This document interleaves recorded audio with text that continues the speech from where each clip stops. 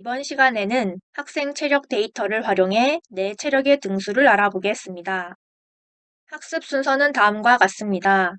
먼저 데이터를 다운받아 엑셀로 분석하여 이 프로그램에 활용하기 좋은 형태의 테이블로 만드는 방법을 알아보겠습니다.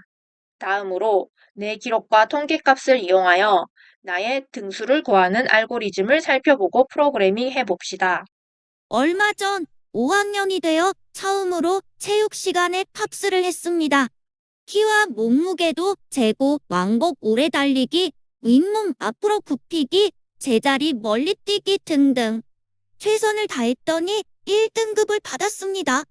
아무리 봐도 체력으로는 1등인 것 같은데 제 체력 등수는 몇 등일까요?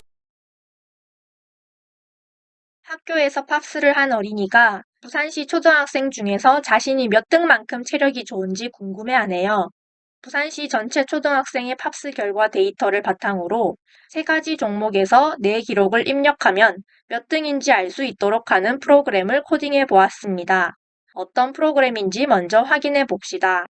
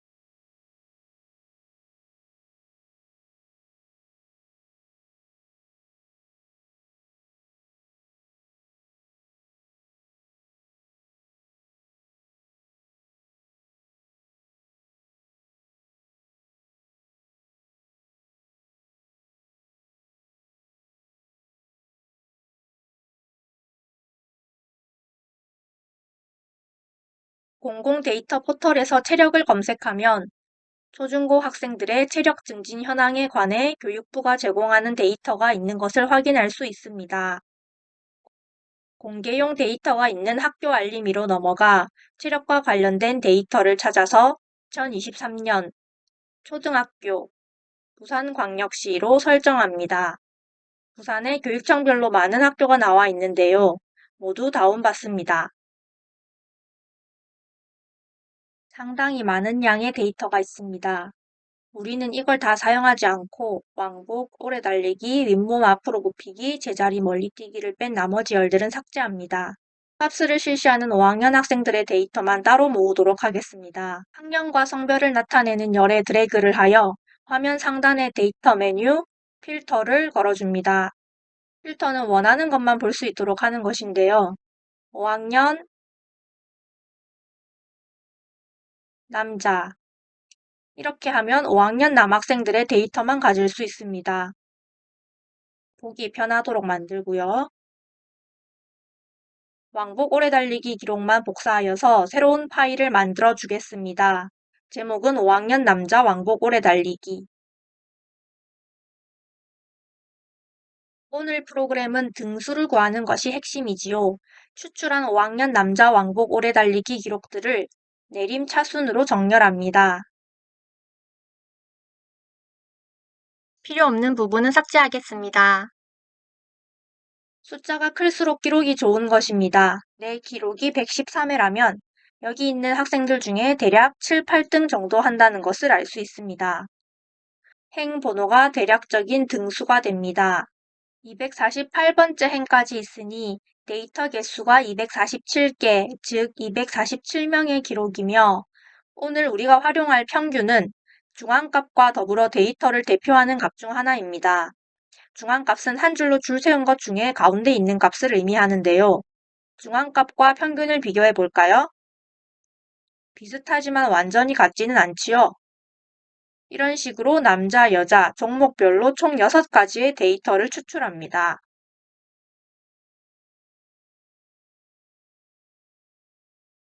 이렇게 부산시 초등학생 체력 측정 결과라는 하나의 데이터 자료로부터 필요한 부분을 추출 재가공하여 엔트리에 업로드하면 데이터 전 처리 과정을 모두 마친 것입니다. 이제 알고리즘에 사용된 명령어 블록들을 살펴봅시다. 두 가지 장면으로 진행이 되었는데요. 두 번째 장면이 시작되는 블록, 시작 버튼을 눌렀을 때 소리를 재생하는 블록, 신호를 받았을 때 산출표 사진이 나타나는 블록, 말하기와 함께 사용하는 합치기 블록 등이 있습니다. 오늘은 말하기 블록을 가장 많이 활용하는데요. 특히 묻고 대답을 기다릴 때 대답이 무엇이라면 대답에 따라서 명령어 블록이 달라집니다. 리스트 블록도 사용을 하고요. 계속 반복하기와 반복 중단하기도 활용할 예정입니다. 데이터 분석 메뉴에서는 이 명령어 블록을 활용합니다. 우리가 6개로 나누어 업로드한 데이터에 따라 값이 달라지기 때문에 제목, 내용, 필요한 값, 우리는 오늘 평균, 표준 편차 두 가지를 사용합니다. 평균은 앞에서 이야기한 것과 같이 데이터 전체의 합을 개수로 나눈 대표값이고요. 표준 편차는 데이터가 이 평균을 중심으로 얼마나 퍼져 있는지를 나타내는 값입니다. 표준 편차가 크면 데이터가 고르게 퍼져 있다는 뜻이고요. 예를 들어 점수로 치면 평균이 50점인데 표준 편차가 크다면 30점도 있고 100점도 있고 잘하는 사람, 못하는 사람 골고루 있다는 것이고, 표준 편차가 작으면 데이터가 평균 가까이 쏠려 있다는 뜻입니다. 평균이 50점인데 표준 편차가 작다면 30점부터 70점대가 특히나 많다는 뜻입니다. 시험이 어려웠다는 것이겠지요. 오늘은 내 점수와 평균, 표준 편차를 알면 계산할 수 있는 Z점수를 활용해서 내가 몇 등인지 등수를 계산하는 알고리즘을 만들었는데요. Z점수를 계산하는 공식은 이와 같습니다. 이제 엔트리 화면에서 직접 코딩을 해봅시다. 첫 번째 장면에서는 이렇게 글상자로 이루어진 세 가지 오브젝트가 있습니다. 스타트 오브젝트를 클릭했을 때 소리가 나면서 다음 장면이 시작됩니다. 시작하기 버튼을 눌렀을 때 대답값과 리스트 화면을 숨기게 합니다. 두 번째 장면에서는 캐릭터와 Z점수 산출 사진 이렇게 두 가지 오브젝트가 있습니다. 눈 모양 아이콘을 눌러서 안 보이게 해놓았는데요. Z점수를 백분율로 나타내는 이 표가 있어야지 등수를 계산할 수 있습니다. 이 표를 보는 방법은 나의 Z점수가 만약 1점이다 라고 하면 옆에 있는 석차 백분율 값인 0.1152를 활용합니다. 내 Z점수가 마이너스 0.5라면 0.6915가 나의 석차 백분율인 것입니다. 백분율이므로 거기에 100을 곱하면 내가 69%에 속한다는 뜻입니다. 나의 등수를 알 수 있습니다. 인터넷에서 찾아서 저장한 후에 사진으로 등록하면 됩니다. 이 산출표는 장면이 시작되었을 때 보이지 않다가 켜지는 신호를 받으면 모양이 보이고 꺼지는 신호를 받으면 다시 안 보이도록 코딩합니다. 오늘은 말하기 블록과 묻고 대답 기다리기 블록을 많이 쓸 건데요. 성별을 물어보고 이때 화면에 세 가지 체력 측정 종목이 보이게 할 것입니다. 리스트를 만들러 가봅시다.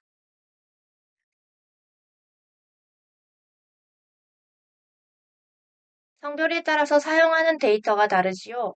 만일 뭐뭐라면 블록을 가지고 와서 만일 남자라면으로 만들어줍니다.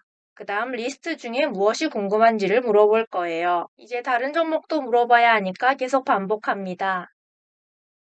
내 기록이 무엇인지 입력할 수 있도록 내 기록을 물어봅니다. 숫자를 입력합니다.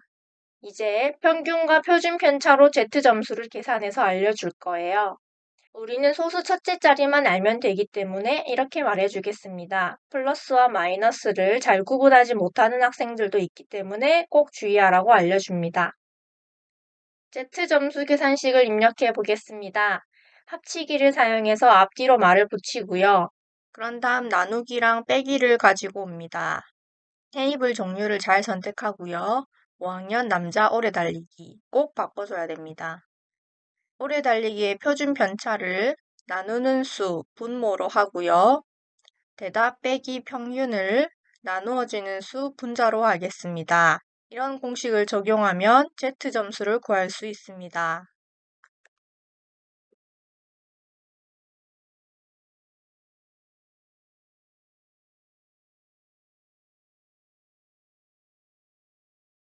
혹시 기억이 안 날 수도 있기 때문에 잘 기억하고 있는지 확인하는 질문을 하겠습니다.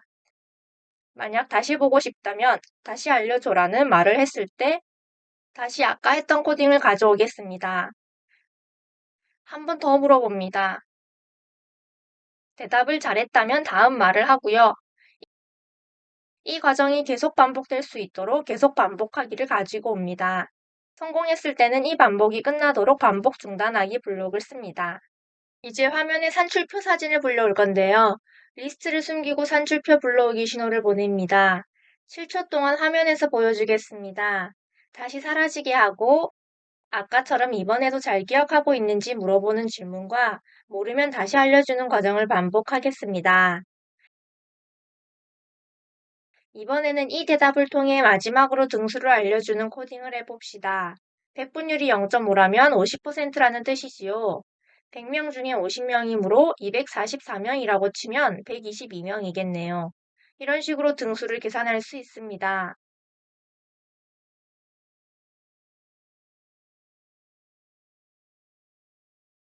한 차례가 끝났습니다. 종목 리스트를 다시 보여주고 무엇이 궁금한지 묻는 것부터 다시 돌아가도록 합니다. 이제 윗몸 앞으로 굽히기와 제자리 멀리뛰기 종목도 복사해서 붙여 넣어 보겠습니다. 이제 처음 성별을 묻는 대답이 여자라면 말 속에 들어있는 남자 글자를 여자로 바꾸고 데이터 종류도 바꿔주세요. 이런 식으로 남자 세 종목, 여자 세 종목 모두 6번을 복사하면 프로그램이 완성됩니다.